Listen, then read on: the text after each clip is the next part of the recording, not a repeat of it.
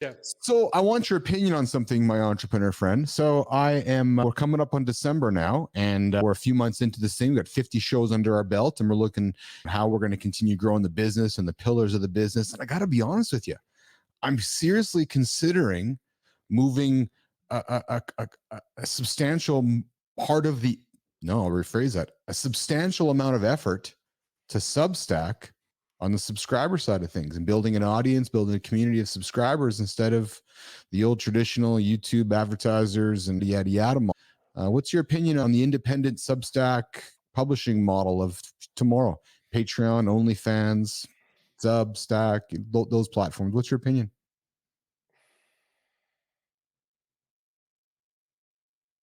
It comes down really to what your goals are.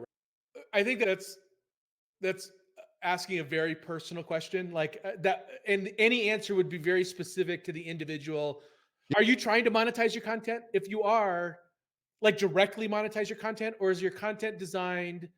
Are you developing content in order to drive thought leadership so you can do other things with your audience? Mm. So there's your audience that you can get advertising dollars for. And then there's The Rock. His audience he's every post he does, he has one of his brands in the background. So it's product placement, right? And so it really comes back to, what is your strategy for your content? Why are you doing it? That's the irony of Startup Garage is I think I told you this. I don't know why I'm doing it yet. I just want to see if I want to have fun with this. And I love entrepreneurs. So right now I'm treating it as a hobby and as an expensive hobby. Mm-hmm. And then see what it actually becomes. I just don't know. And I'm fine with it just being a hobby forever. So in my circumstance, it would make no sense to go and try to monetize it by putting it behind a paywall, because now Yes, it's not as fun, right? It's just not as fun. Sure, 100%. Yeah, Right. I think so. We're making good content, and I think we're making some great content. No, I'll remove the word think. We're making some great content. We got great guests. We're having great conversation. Now the question comes down to, okay. And I might say you have very good looking guests. Of course, 100%. Like some of the best looking guests. There's for the thumbnail. Wait till we get the thumbnail made, my friend. Oh yeah, 100%. Dali is gonna love. Wait till I put those. If my wife was standing here, she'd be rolling her eyes right now. Yeah, mine too. My kids. Like, oh, really? Yeah. It's bad enough that dad's a YouTuber, let alone dad's a good-looking YouTuber. Yeah, I find it, and I think for me it's part of the bigger conversation happening in the creator economy, Anthony, which is independent publishers are moving away from advertising supported platforms, right? Building your own audience and building your own community and building your own tribe, etc., etc. I still think there's value in both. Like if I'm to move to Substack, am I abandoning every other platform? No, it just becomes the way that you start moving your content around to your final place. Right? So does YouTube become my trailer platform to put trailers out there, get teasers out there, put special shows out there, and then move paying content over to Substack? I don't know. Or we use Substack behind the scenes. The thing that pops into my head, and I don't know enough about monetizing content to have really any strong opinion. Yeah. But as a consumer of content, I already have subscription fatigue. Yes, that's where, believe me, that's where my trepidation has come down to, right? But then I say to myself, so that's okay. But this is why I love this show, and this is why I love this conversation, because this is to speak to the people that are looking to do their own business too, right? Entrepreneurs, business leaders that wrestle with their own shoulders, right? Am I the guy that would subscribe to Keith's show? So if he's charging me, so if I'm enjoying his content for $8 a month or $10 a month, yeah, I would support that business. $100 a month, $200 a month, perhaps, probably not. There needs to be a lot more value there. But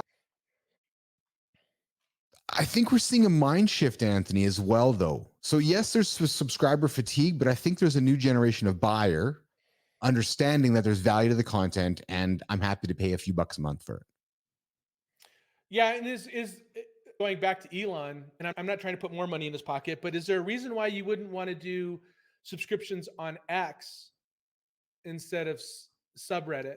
or instead of Substack, yeah. Stack, Well, so Substack. you're really, it's a legitimate question. It's really where are you picking your platform, right? What platform do you want to go and put your time and Right, invest and your what's time? the platform now versus what do you think is going to be the platform of the future, and Yeah, all yeah. of yeah, It's a fascinating discussion as you're growing a business in today's digital world, really, right? It's picking a platform and seeing where you go with it, right? Facebook today is not what it was when you and I were growing up, right? You look at Instagram these days, and it's so what got me, I'll tell you what mostly intrigued me in the last 24 hours is yeah, Substack has continued to pivot to a video slash podcasting platforms. They launched some brand new video features yesterday, and it's clear that I'm creating a video show. It's clear that I'm creating a show. So yep, their new tools really enable for guys like me to say, okay, I can continue putting out this show with great guests for, hey, Anthony, will you pay me $6 a month? Yeah, maybe I will. I'm going to get 30 days of shows, get some great guests. I'm thinking about packaging it up like Peloton does with 5-minute shows, 10-minute shows. So I can say, hey, Anthony, here's 3 chunks of content. Go for a walk, 50 minutes done. You got 3 great guests. Those are some of the things I think about. Follow me? yeah, So yeah. putting them into blocks of content, adding value around it. And as John It, Foley called it connected fitness, I'll call it connected coaching.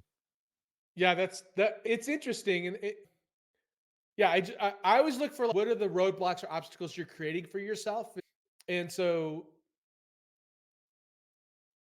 there's also the question, Keith, is do you do that now, or do you develop your content with an eventual goal of doing that? That's Right? exactly 100%. That's why I threw on the table with you, because when I started the lab, that this has always been on the table for a discussion for in my business plan, right? Right. As entrepreneurs, we never create business plans, but it's always been there to say, okay, so now that it's time to turn the revenue streams on, what are we looking at, right? This frankly came up because the email in my inbox last night from Substack saying, hey, we turned these features on. Oh, those are the features I've been waiting for. Okay, let's have a look at this. And we're coming into December, coming into January, and we've got a few months under our belt. We got the 50 shows under our belt. We got some learnings. We got some data starting to come in that we can look Yeah. at.